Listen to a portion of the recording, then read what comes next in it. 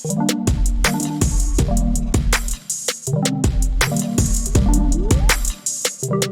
what is up, guys? Nick here, helping you to master your technology. iPhone 13 Pro Max versus iPhone 7 Plus speed test. Let's see how much faster 5 years makes. We're gonna go ahead and do a boot up in 3, 2, 1 and see which one can boot up first.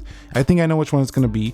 But at one time, the iPhone 7 Plus was the most premium iPhone you could buy with its Apple A10 Fusion chipset on the right. It does have 3 gigabytes of RAM.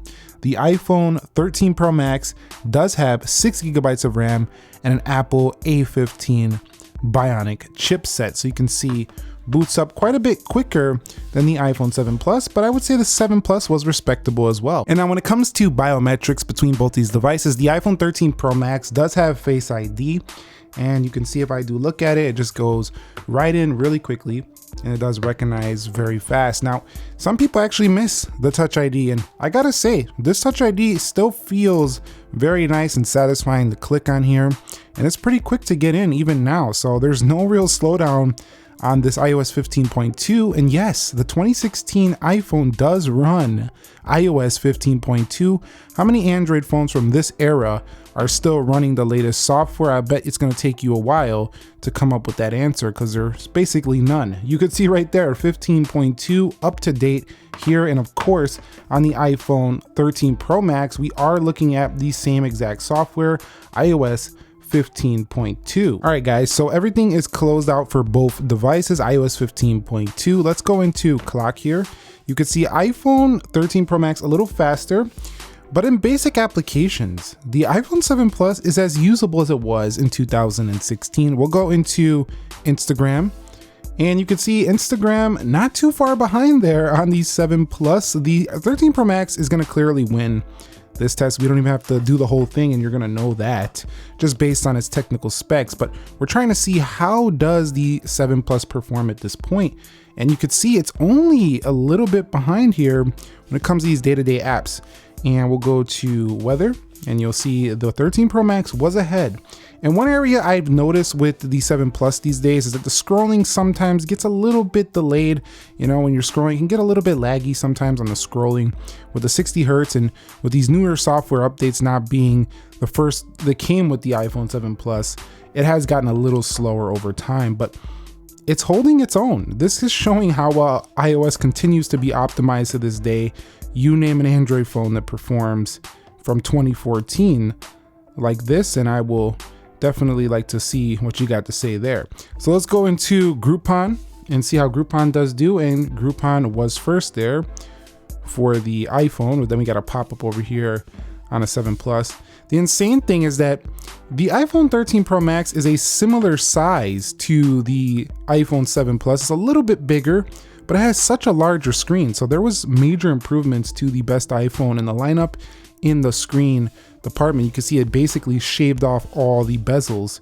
So the iPhone 7 Plus's display these days is actually feeling quite small comparatively to the newer Max device. You could see eBay is struggling here a bit on the iPhone 7 Plus. So sometimes stuff like that will happen in 2021 on the latest software with the 7 Plus. Let's go into Best Buy here and see what kind of performance we get on this app. You can see definitely faster for the iPhone 13 Pro Max. But what I want you to recognize is that if you notice that it's not like if you were, like, let's say you were shopping, for example, for something on Amazon, Best Buy, eBay, whatever, you can still do it. You can still do the smartphone functions you need to do in 2021 on this 5-year-old iPhone. That's pretty impressive if you ask me. Let's go into ESPN.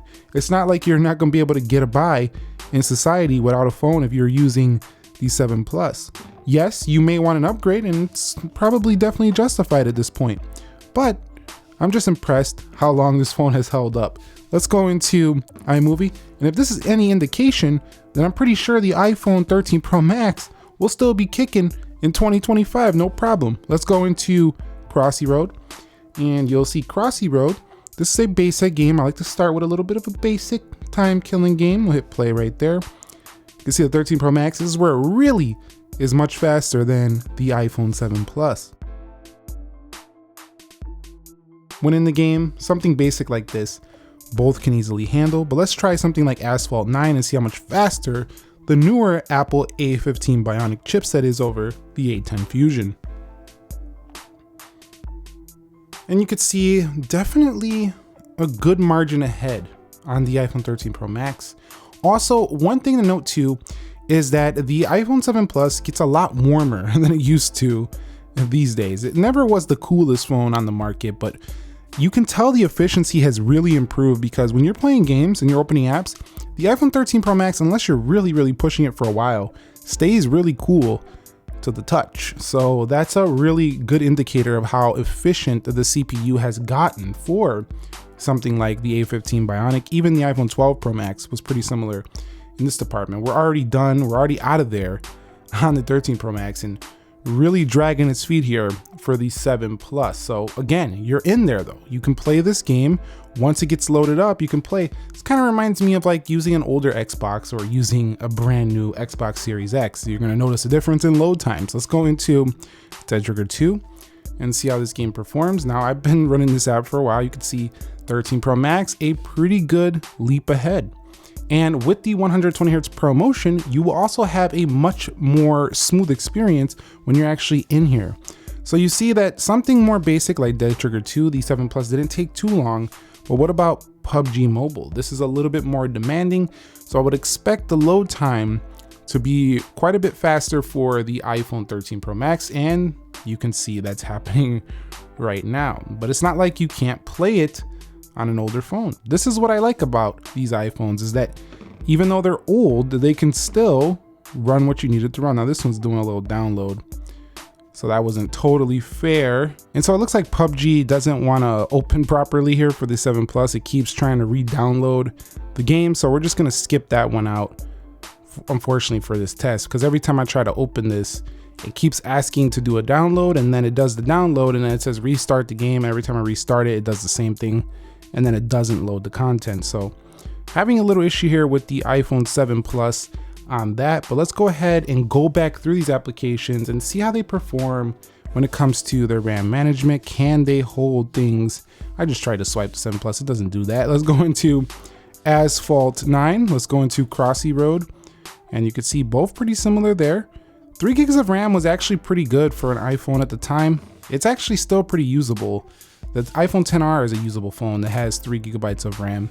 We'll go into Best Buy, because iOS is pretty light and doesn't need a ton of RAM. And let's come out of there. We'll go into eBay. You'll see both of them had that open. We'll go into Twitter, and I do think we may see a reload for the 7 Plus before the end of this. If we don't, that would be pretty nice. What up out here? But then again, we don't have 1,000 apps open either. You seen right there when I went into weather, there was a little bit of chop there for the iPhone 7 Plus. We'll go into Amazon. Again, that was a pause screenshot right there. I could tell because when I opened the app, it just kind of like stuttered. Let's go into Instagram, and very good there on both.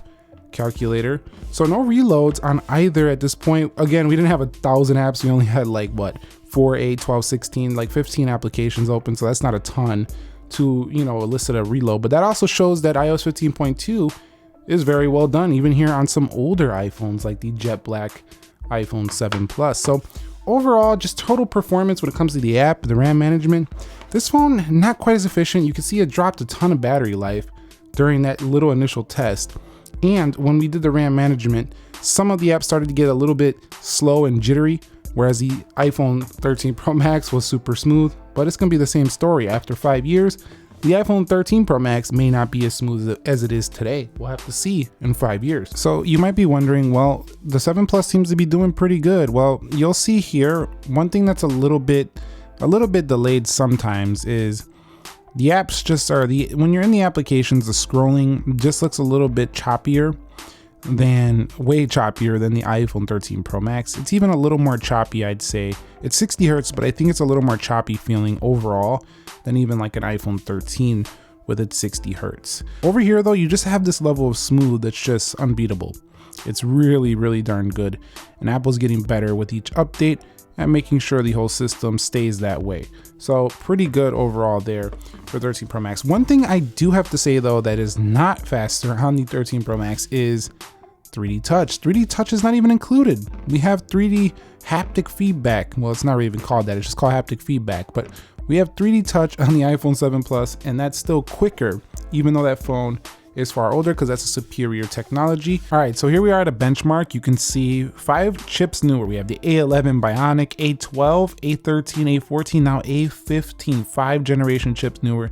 More RAM, a higher clock speed as well, and that could definitely be the reason why you were seeing a lot better performance on this iPhone 13 Pro Max. I'll be back when they're done with these Geekbenches, and we're gonna see how much of a higher score we get 5 years later on the iPhone 13 Pro Max. All right, so here are your final scores, and you could see almost 1,000 points higher on the single core. You'll see the average is 717, so we did a little bit better than the average. And then we got a 4710, which is even better than the average of 4663.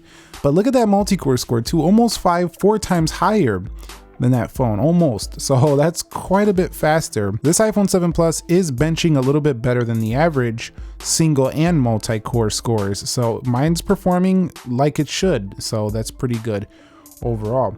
Now I want to just check one more thing, because what do we still do on any phone these days? We use that camera. So let's go ahead and see how much faster the cameras are on the iPhone 13 Pro Max versus, I'm gonna have to pull this up because this phone is just huge. Let me go ahead and put it right there. Bring this iPhone 13 mini in for a photo sample, and we'll go ahead and click camera, 3, 2, 1. And yeah, there is a major difference in how fast the camera actually opens for the 13 Pro Max. 3, 2, 1. Yep, and definitely a lot faster. So you'll actually snap the photo quicker, and you have the macro mode and stuff like that. And you know, a massively improved overall camera experience, much more pro-like for the 13 Pro Max. But yeah, it's even faster to open the camera and fire off a shot as well. All right, so let's wrap it up. You can see that the iPhone 13 Pro Max lost around 5% or so battery life. On this one, we lost around 12%. So the 7 Plus's battery life is terrible compared to the iPhone 13 Pro Max, but it's still usable enough, I think, if you're still using this phone. But if you decide to make this upgrade, the performance gains are massive. But not just that, look at the camera. Like, one sensor on the iPhone 13 Pro Max is almost like the whole dual sensor on this 7 Plus. But if you want to see a full comparison between these two, let me know. I do enjoy covering the older phone versus new phone just to see the leaps and bounds of improvements. So let me know if you want to see that down below. Thumbs up if you found it helpful, entertaining, informing, and subscribe if you haven't already. Nick here. Be sure to be well, and peace.